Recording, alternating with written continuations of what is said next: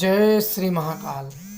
आज मैं जिस देवी की आदिशक्ति योग माया की बात करूंगा, शायद आप लोगों ने इनके बारे में बहुत कम लोग जानते होंगे, जो कि 10 महाविद्याओं में मुख्य होती हैं और 108 51 पीठ में प्रथम और अंतिम आती हैं।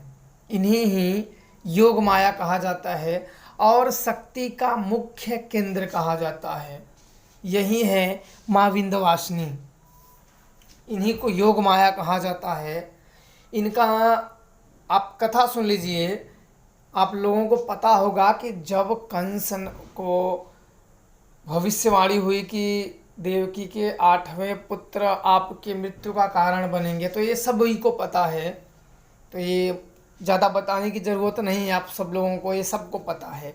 तो जब आपको पता है कि 8वें पुत्र कंस का वध का कारण बनेगा, तो 8वीं पुत्री हुई थी, तो वही पुत्री योग माया थी। योग माया यहाँ आ गई थी जब कंस ने उन्हें पटकना चाहा, तो उनके हाथों से योग माया आज़ाद हो गई और वो बोली कि अरे मूर्ख, तू मुझे मार के क्या पाएगा, तेरा काल तो जन्म ले चुका है। तब इतना कहकर वो आकाश में विलुप्त हो गई। तो इसके बाद देवताओं ने योग माया से कहा कि हे देवी, आपका इस धरती पर कार्य पूर्ण हो चुका है, तो अतः आप देवलोक चलकर हमें कृतज्ञ करें तथा देवी हमें आशीर्वाद दे।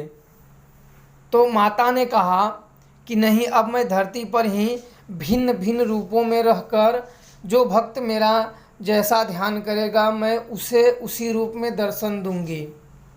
मेरी पहले स्थापना की जाए।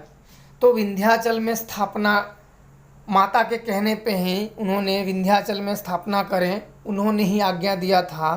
तब देवताओं ने देवी विंध्याचल में एक शक्ति पीठ बनाकर उनकी स्तुति की और देवी वहीं विराजमान हो गई। श्रीमद् भागवत पुराण में देवी योग माया को ही विंध्यवासिनी कहा गया है, जबकि शिव पुराण में उन्हें सती का अंश बताया गया है। शिव पुराण अनुसार माँ विंध्यवासिनी को सती माना गया है। सती होने के कारण उन्हें नवदुर्गा कहा जाता है। कहते हैं कि आदिशक्ति देवी कहीं भी पूर्ण रूप में विराजमान नहीं है, लेकिन विंध्याचल में ऐसा स्थान है जहाँ देवी के पूरे विग्रह दर्शन होते हैं। शास्त्रों के अनुसार अन्य शक्ति पीठों में देवी के अलग अलग अंगों की प्रतीक रूप में पूजा होती है। मान्यता अनुसार सृष्टि आरंभ होने से पूर्व और प्रलय के बाद भी इस क्षेत्र का अस्तित्व कभी समाप्त नहीं हो सकता।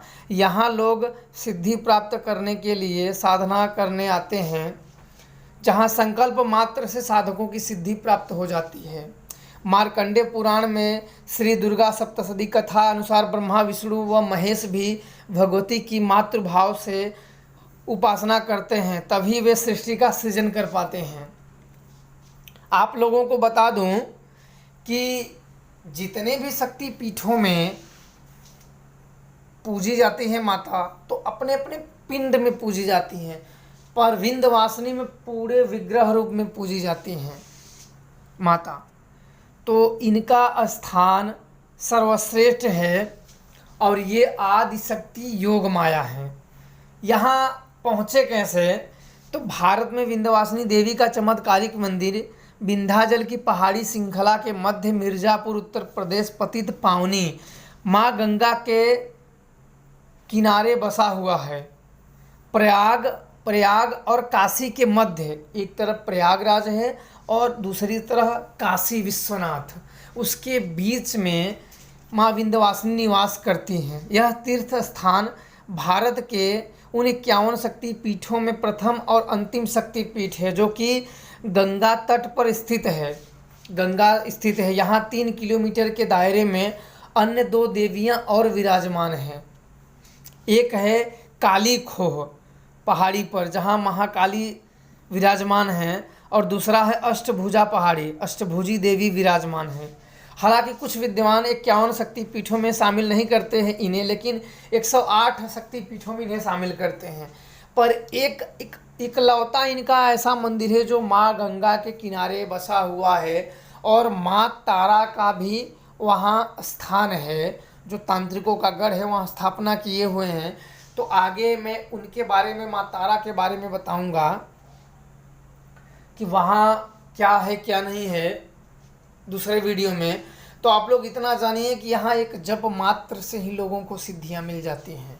ये विंध्याचल क्षेत्र इतना पावन है कि मुंह से तो बोलना ही व्यर्थ है, फिर भी आप लोगों को मैं बोल दे रहा हूँ कि कोई भी इच्छा हो यहाँ स्मरण मात्र से ही लोगों के पूरे हो जाते हैं और माता की असीम कृपा के पात्र हो जाते हैं।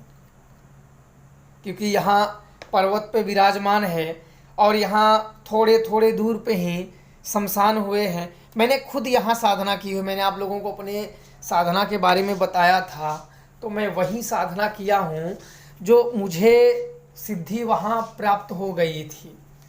तो आप लोग भी कर सकते हो, ज़रूरत अगर ईश्वर ने चाहा तो आप सब लोगों को ज़रूर, और मैं वहाँ बता दूंगा, आप लोग वहाँ आत्माओं को, भूतों प्रेतों को बिठा सकते हो। क्योंकि भगवान राम ने भी दशरथ को वहीं शिवपुर में, वहाँ विंध्यवासिनी के बगल में शिवपुर है, माँ तारा का पीठ, शक्ति पीठ है, तांत्रिकों ने वहाँ स्थापना की है माँ तारा को।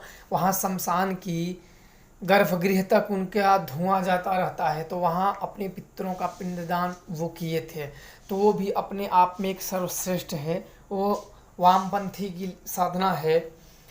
तो आप लोगों को मैं अगले वीडियो में उसकी जानकारी दूंगा। इसमें आप लोगों को माँ विंध्यवासिनी के बारे में मुझे बताना था, क्योंकि बहुत लोग योग माया के बारे में, उस आदिशक्ति के बारे में नहीं जानते हैं और गलत सलत जानकारी के पीछे पड़े रहते हैं। तो मैंने आप लोगों को जानकारी दे दी है। आगे के विषय में मैं मंत्र साधना विधान और माँ तारा के बारे में भी जल्द ही मैं आप सब लोगों को बताऊंगा। तो वीडियो अच्छा लगा हो, जय श्री महाकाल।